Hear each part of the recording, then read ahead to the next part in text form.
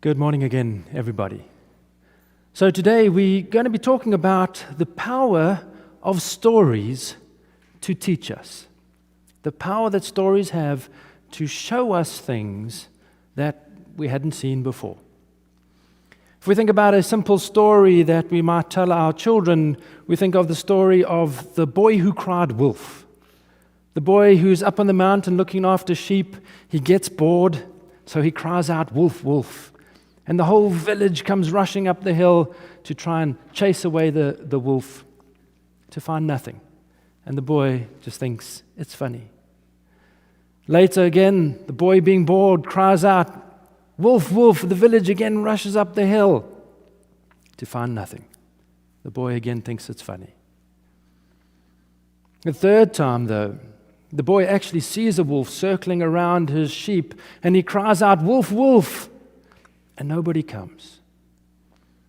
So the boy, without any sheep, goes back to the town and says to everybody, "Where were you? I cried, 'Wolf, wolf.'" And the wise man of the town says, "We don't believe liars, even when they're telling the truth." And that's a simple story that we all know. But it has the power to give us a reflection of something that we hadn't thought about before. Allows us to see something that we hadn't perhaps comprehended before. The stories of the Lord's Word are exactly the same. Well, even better, because they're not just teaching us about life principles, they're teaching us also about heavenly principles. And so these stories that the Lord gives us in His sacred scriptures are even more important than the stories that we get in any storybook, because of the level in which those stories can help us reflect on our life. In the Christmas story, this Christmas story starts off with John the Baptist. We see Zacharias in the temple and the Lord appearing to him, telling him that his wife of a very old age will bear a child. And so that's the start of the story of Christmas, with the birth of John and then the birth of Jesus. And we see later in the ministry of Jesus, John the Baptist coming to preach and baptize and prepare the way for the Lord. And so in the Christmas story, leading the way is always John the Baptist. And there's an important reason for including the story of John the Baptist into the Christmas story. Because the Christmas story itself is about the Lord's birth, the Lord's coming into not just the world, but the Lord's birth into each one of our lives whenever a new love is born within our hearts and minds. But before that new love can be born in our hearts and minds, we have to be prepared. A way has to be prepared. And so there is always a John the Baptist within our lives before a new love is born into our hearts and minds. So what is the state of our lives where we need this preparation work done before receiving the Lord? What is it that the Lord is trying to teach us through the story of John? Well, let's think about what the Lord desires for us. What is His end in view? The Lord's end in view for us is that we are able to live a life in this world where we are constantly in a state of joy and happiness. It's a state of life that we perhaps won't reach in this world, but that's the promise for us definitely in heaven. But that ultimately is the desire for the Lord for our lives, that we can live in a state of joy and happiness and peace and comfort in this world.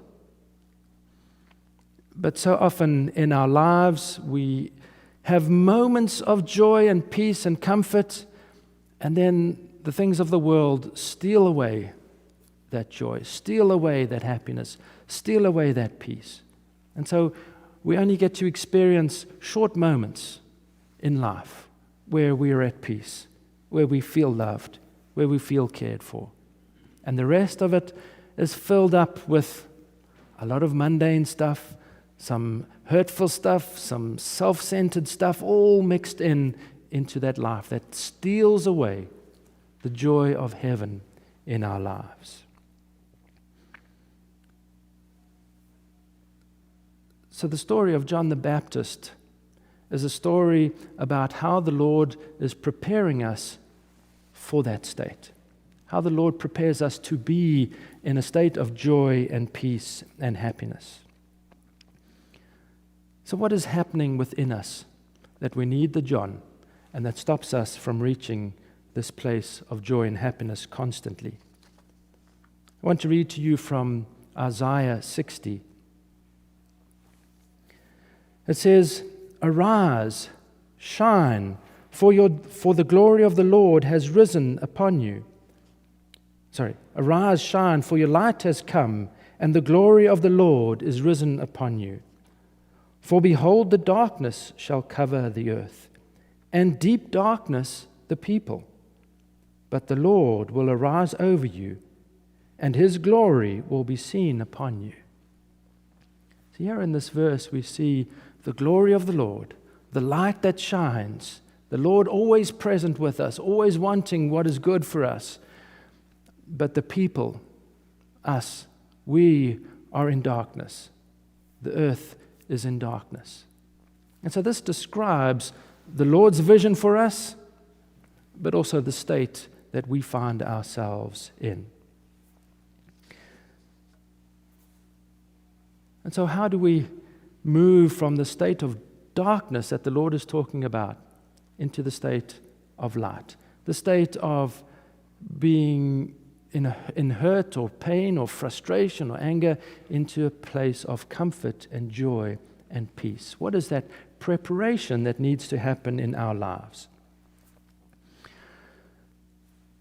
Maybe you know, but maybe you don't, but the chancel has been laid out to represent our minds. At the center and at the highest level is a circle that represents our heavenly minds, right? The highest part of our minds. This level, the spiritual part of our minds. And it's this area of our minds that allows us to receive the Lord, to receive his light, to receive his wisdom, to receive his love. It flows in to our celestial and spiritual mind, our heavenly and spiritual mind. But that's not where we spend our lives. We don't spend our lives here. And the camera might have to zoom back for this. We spend our lives here. This is the last step. This is the outermost part of our life. This is where we engage in the work that we do, in family life and all the things, going out to the shops, driving in the car, our general interaction with people. And in the mix of these things, there is anger and frustration and trying to do our best and feeling like we're a failure, and all sorts of feelings are part of this area of our life. It's the general experience of our life.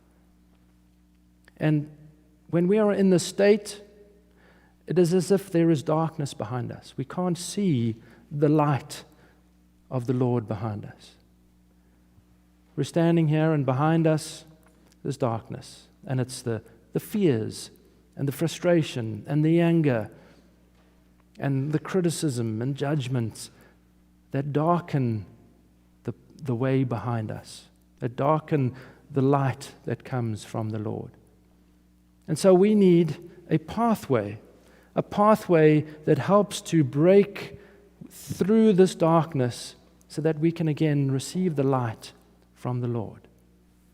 And that preparing of the way is the story of John the Baptist.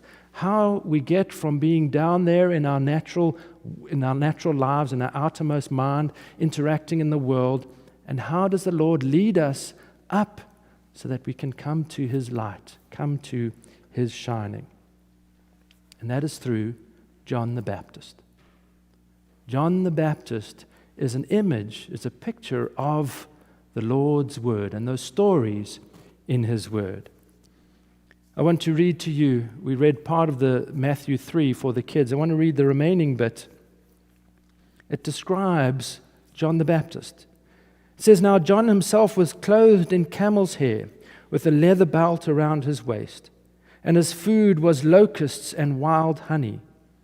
Then Jerusalem, all Judea, and all the region around the Jordan went out to him and were baptized by him in the Jordan, confessing their sins." So if we picture John, it's not a very handsome picture. It's not a very refined picture. It's a very rough picture of John, right? Camel's hair, leather, locusts, and wild honey.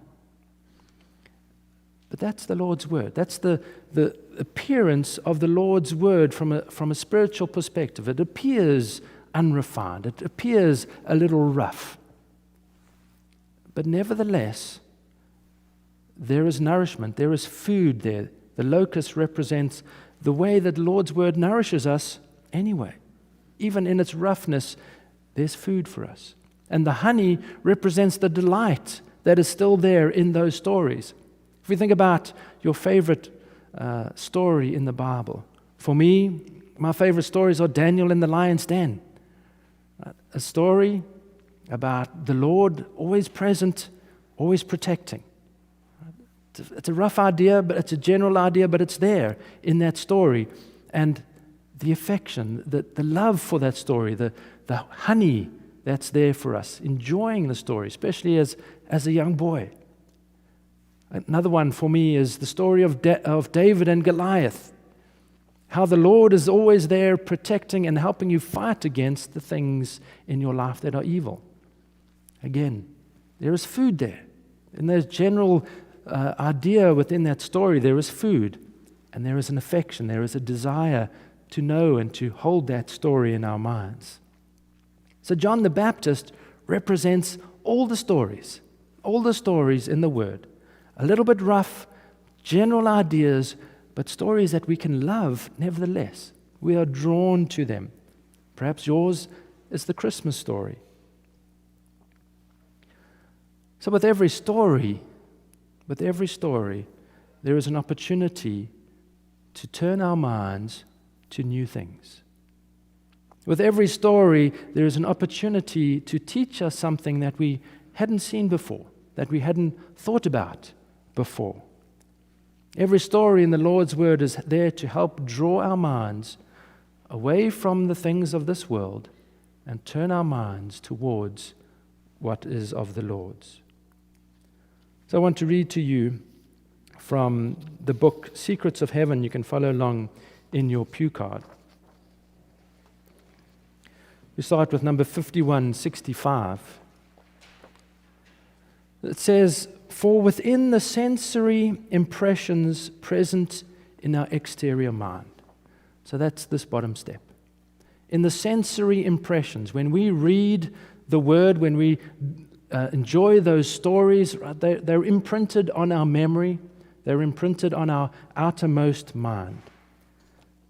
So for within the sensory impressions present in our exterior natural mind, we can see interior things. That idea that every story holds within it an idea, a spiritual idea, or a moral idea, or a heavenly idea within that story. Every story teaches us something about something that's interior to it. In much the same way as he sees people's affections within their faces, and even more interior affections within their eyes. So if we look at a person's face, we might see their face, but we actually look through their face, or past their face, as it were, and we also see a person's emotions. How do they look today? Do they look happy? Do they look sad? Right? And so a face isn't just a blank thing, but it allows us to peer through that to something that is deeper.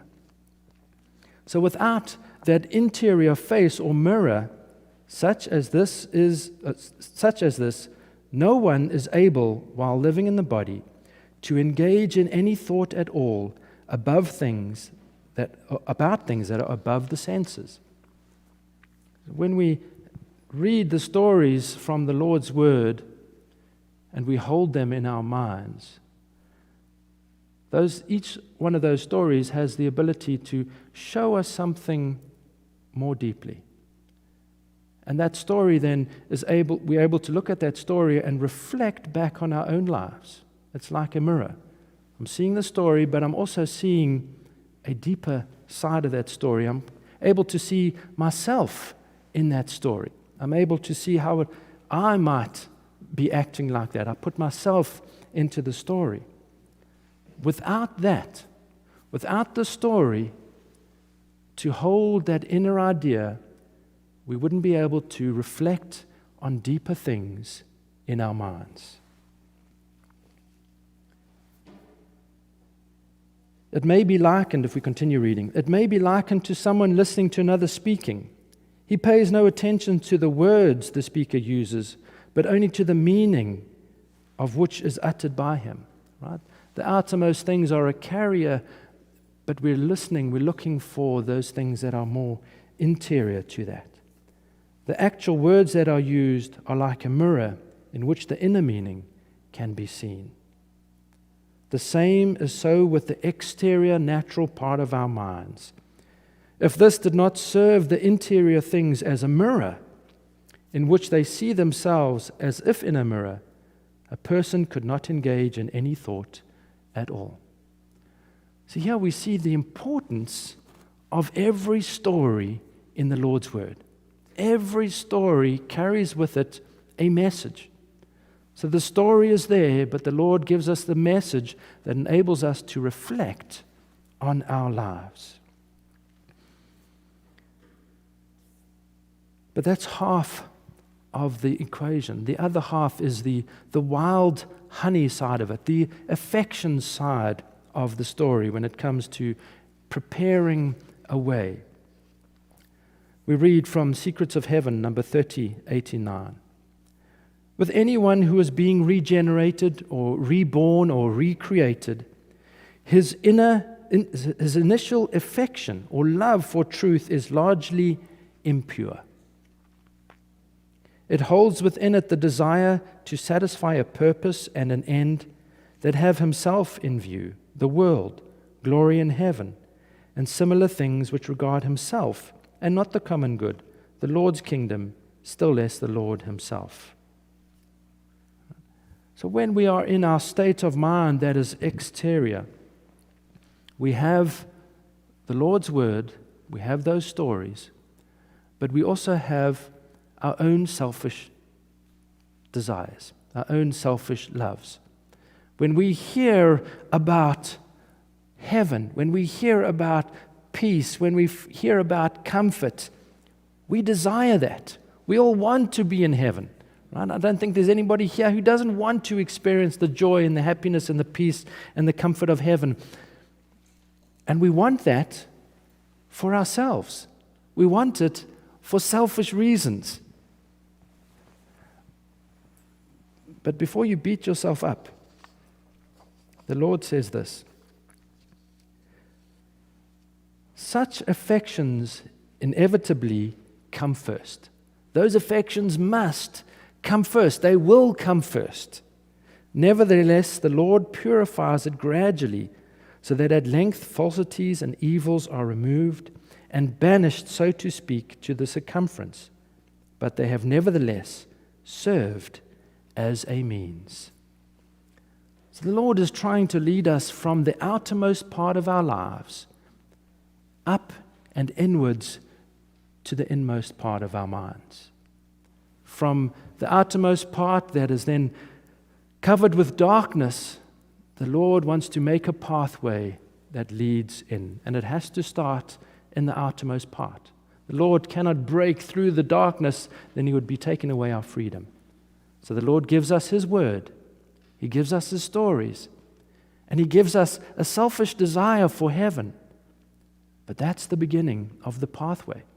That's the pathway that breaks through that darkness. That's the way the Lord leads us to think more clearly, to think more spiritually, and over time purify our hearts so that we love more deeply. So this Christmas, I want to encourage you, for your children, to read the Christmas stories. Read other stories in the Word that you enjoy. That's an important part of preparing the way. If you read the Christmas stories for yourself, try read them this year with a newness of mind. Try read them in a way where you're not preempting the story, where you're not trying to remember the story, but just reading the story and taking it in that moment. What are new things that you can discover? What are new feelings that you might feel about the story? The stories are the pathway, are part of the pathway to inner things. So allow yourself to enjoy those stories. Enjoy the stories and imagine yourself as part of them. Think of the angels and the glory and the praise at the Lord's birth. Think of the shepherds and their fear, which then turns into an excitement to go and discover, and then a wonder at the Lord's birth. Think about the wise men, wealthy, wise, and yet humbling themselves before the Lord, respecting and honoring Him, and recognizing that this is God here on earth. The stories of the Lord's Word are a powerful means that allow us to move out of the general life that we live, out of the humdrum of life, and open us up to heavenly things, to create that path through the darkness so that the Lord's light can begin to shine into our lives. With the idea that this is just a pathway that is ultimately going to bring the Lord's new life and new love into your life. So I want to end with that quote from Matthew 3. The voice of one crying in the wilderness, prepare the way of the Lord, make his path straight. Amen.